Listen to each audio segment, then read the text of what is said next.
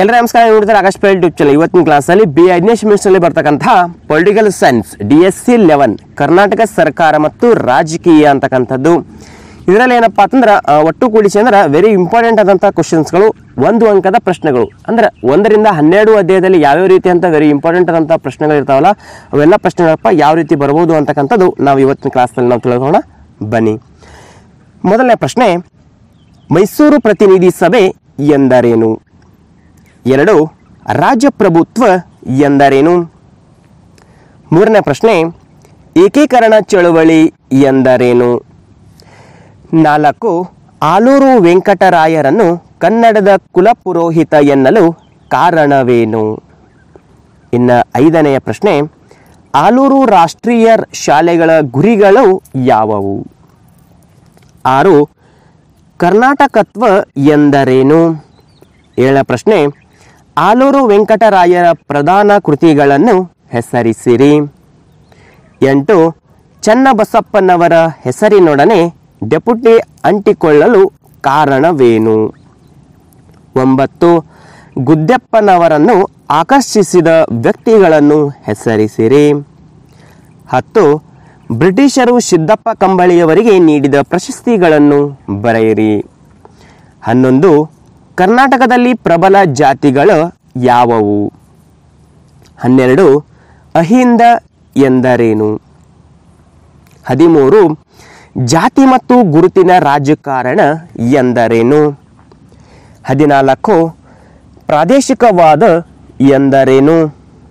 15, ಕರ್ನಾಟಕದಲ್ಲಿ ಪ್ರಾದೇಶಿಕವಾದದ 3 ಕಾರಣಗಳನ್ನು ಬರೆಯಿರಿ.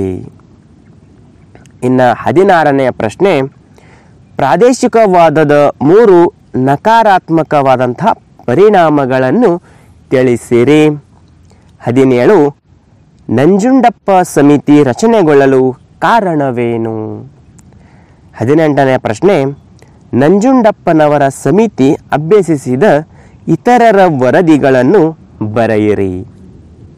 ಇನ್ನು 19ನೇ ಪ್ರಶ್ನೆ, ನಂಜುಂಡಪ್ಪ ವರದಿಯ 2 ಶಿಫಾರಸುಗಳನ್ನು ತಿಳಿಸಿರಿ. 20ನೇ ಪ್ರಶ್ನೆ, ನಂಜುಂಡಪ್ಪ ವರದಿಯ ಅನುಷ್ಠಾನಕ್ಕೆ ಕೈಗೊಳ್ಳಲಾದ 2 ಕ್ರಮಗಳನ್ನು ಹೆಸರಿಸಿ ಅಥವಾ ಬರೆಯಿರಿ. 21, ಪ್ರಾದೇಶಿಕ ಸಮತೋಲನ ಎಂದರೇನು? 22, ಕರ್ನಾಟಕದಲ್ಲಿ ಕನ್ನಡಿಗರ ಭಾಷೆಗಳನ್ನು ಹೆಸರಿಸಿರಿ. 23, ಕರ್ನಾಟಕದಲ್ಲಿ ಯಾರನ್ನು ಭಾಷಾ ಅಲ್ಪಸಂಖ್ಯಾತರೆಂದು ಪರಿಗಣಿಸಲಾಗಿದೆ? ಇನ್ನು 24, ಕಾವೇರಿ ಜಲ ವಿವಾದವು ಯಾವ ರಾಜ್ಯಗಳನ್ನು ಒಳಗೊಂಡಿದೆ? ಇನ್ನು 25ನೇ ಪ್ರಶ್ನೆ, 1947ರಲ್ಲಿ ಕಾವೇರಿ ಜಲ ವಿವಾದ ಮರುಜನ್ಮ ಪಡೆಯಲು ಕಾರಣವೇನು? ಇನ್ನು 26ನೇ ಪ್ರಶ್ನೆ, ಕೃಷ್ಣಾ ಜಲ ವಿವಾದವು ಯಾವ ರಾಜ್ಯಗಳಿಗೆ ಸಂಬಂಧಿಸಿದೆ? ಇನ್ನು 27ನೇ ಪ್ರಶ್ನೆ, ಕೃಷ್ಣಾ ಜಲ ವಿವಾದ ನ್ಯಾಯಮಂಡಳಿಯನ್ನು 2 ಬಾರಿ ಯಾವಾಗ ರಚಿಸಲಾಯಿತು?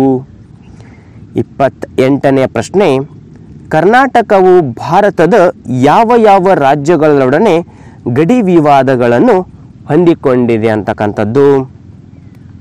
ಇನ್ನು 29ನೇ ಪ್ರಶ್ನೆ, ರೈತರು ಎಂದರೆ ಯಾರು?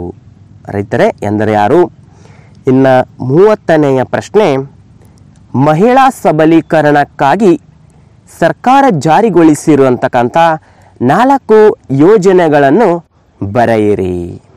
ಇನ್ನು 31ನೇ ಪ್ರಶ್ನೆ, ಸಮ್ಮಿಶ್ರ ಸರ್ಕಾರ ಎಂದರೇನು? 32, ಚುನಾವಣಾ ಪೂರ್ವ ಮತ್ತು ಚುನಾವಣಾ ಉತ್ತರ ಮೈತ್ರಿ ಎಂದರೇನು? ಇನ್ನು 33, ಕರ್ನಾಟಕದಲ್ಲಿ ಇದುವರೆಗೆ ರಚನೆಗೊಂಡಂತಹ ಸಮ್ಮಿಶ್ರ ಸರ್ಕಾರಗಳ ಅವಧಿಯನ್ನು ತಿಳಿಸಿರಿ. 34, ಸಾಮಾನ್ಯ ಕನಿಷ್ಠ ಕಾರ್ಯಕ್ರಮ ಎಂದರೇನು? ಇನ್ನು 34ನೇ ಪ್ರಶ್ನೆ, ಸಾಮಾನ್ಯ ಕನಿಷ್ಠ ಕಾರ್ಯಕ್ರಮ ಎಂದರೇನು? ಇನ್ನು 35 ರಾಜಕೀಯ ಧ್ರುವೀಕರಣ ಎಂದರೇನು? 36 ರಾಜಕೀಯ ಧ್ರುವೀಕರಣವು ಯಾವ ರಾಜಕೀಯ ವ್ಯವಸ್ಥೆಗಳಲ್ಲಿ ಇದು ಕಂಡುಬರುತ್ತದೆ? ಇನ್ನು 37ನೆಯ ಪ್ರಶ್ನೆ, ರಾಜಕೀಯ ಧ್ರುವೀಕರಣದ 4 ಕ್ಷೇತ್ರಗಳನ್ನು ತಿಳಿಸಿರಿ ಅಂತಕ್ಕಂಥ ಈ ಒಂದು 37 ಪ್ರಶ್ನೆಗಳೇನಪ್ಪ ಅಂತಂದ್ರೆ ಈ ಪೊಲಿಟಿಕಲ್ ಸೈನ್ಸ್ DSC 11 ಕರ್ನಾಟಕ ಸರ್ಕಾರ ಮತ್ತು ರಾಜಕೀಯದಲ್ಲಿ ಬರ್ತಕ್ಕಂಥ ಪ್ರಮುಖವಾದಂಥ ವೆರಿ ಇಂಪಾರ್ಟೆಂಟ್ ಆದಂಥ ಕ್ವಶನ್ಗಳು ಅಥವಾ ಮೋಸ್ಟ್ ಇಂಪಾರ್ಟೆಂಟ್ ಸಂಭವನೀಯ ಪ್ರಶ್ನೆಗಳು 1 ಅಂಕದ ಪ್ರಶ್ನೆಗಳಾಗಿರ್ತವೆ. ಇದರಲ್ಲಿ ಏನಪ್ಪ ಅಂತಂದ್ರೆ ಫಿಕ್ಸ್ ಆಗಿ ಬರುವಂಥ ಕ್ವಶನ್ಗಳು ಹೆಚ್ಚಾಗಿರ್ತೈತಿ. ಇಷ್ಟು ಓದಿದಿರಪ್ಪ ಅಂತಂದ್ರೆ ನಿಮಗೆ 1 ಅಂಕದಲ್ಲಿ ಏನಂದ್ರೆ 10 ಅಂಕಗಳು ನಿಮಗೆ ಕವರ್ ಆಕೈತಿ. ಅದಕ್ಕೆ ಇದನ್ನೇ ನೀವು ಸರಿಯಾದ ರೀತಿ ಅಂತ ಓದ್ಕೊಂಡು ಹೋದ್ರಪ್ಪ ಅಂತಂದ್ರೆ ನಿಮ್ಗೆ 1 ಅಂಕದಲ್ಲಿ ಔಟ್ ಆಫ್ ಫುಟ್ ಬರುವಂಥ ಸಾಧ್ಯತೆಗಳು ಹೆಚ್ಚಿರ್ತಾವೆ ಅಂತ ಹೇಳ್ತಾ ಇಷ್ಟೇನಪ್ಪ ಅಂತಂದ್ರೆ ಇವತ್ತಿನ ಕ್ಲಾಸಲ್ಲಿರುವಂತಹ ಮಾಹಿತಿ. ಇದೇ ರೀತಿ ಪ್ರತಿದಿನ ವೀಡಿಯೋಗಳು ನೋಡ್ಬೇಕಾಯ್ತಪ್ಪ ಅಂತಂದ್ರೆ ನಮ್ಮ ಯೂಟ್ಯೂಬ್ ಚಾನಲ್ ಸಬ್ಸ್ಕ್ರೈಬ್ ಮಾಡ್ಕೋರಿ, ಬೆಲ್ ಐಕಾನ್ ಪ್ರೆಸ್ ಮಾಡೋದ್ರ ಜೊತೆಗೆ ಆಲ್ ಅಂತ ಸೆಲೆಕ್ಟ್ ಮಾಡಿದ್ರಪ್ಪ ಅಂತಂದ್ರೆ ನಾವು ಪ್ರತಿದಿನ ವೀಡಿಯೋ ನೋಟಿಫಿಕೇಶನ್ ತಲುಪುತ್ತದೆ ಅಂತ ಹೇಳ್ತಾ ಈ BA FIPS ಎಂಬುದು ಯಾವುದಾದ್ರು ನೋಟ್ಸ್ಗಳು PDF ನಿಮಗೆ ಬೇಕಾಯ್ತಪ್ಪ ಅಂತಂದ್ರೆ ಕೆಳಗಡೆ ಡಿಸ್ಕ್ರಿಪ್ಷನ್ ಅಂತ ನಮ್ಮ ಟೆಲಿಗ್ರಾಮ್ ಚಾನಲ್ ಲಿಂಕ್ ಆಗಿರ್ತೇವೆ, ಅಲ್ಲಿ ಹೋಗಿ ಜಾಯ್ನ್ ಆದ್ರಪ್ಪ ಅಂತಂದ್ರೆ ನಿಮಗೆ ಬೇಕಾಗೋ ನೋಟ್ಸ್ಗಳು PDF ದೊರೀತಾವೆ ಅಂತ ಹೇಳ್ತಾ ಇವತ್ತಿನ ಕ್ಲಾಸ್ ಮುಗಿಸ್ತಾ ಇದ್ದೀವಿ. ಮತ್ತೆ ಮುಂದಿನ ಭಾಗದಲ್ಲಿ ಭೇಟಿಯಾಗೋಣ. ಧನ್ಯವಾದಗಳು.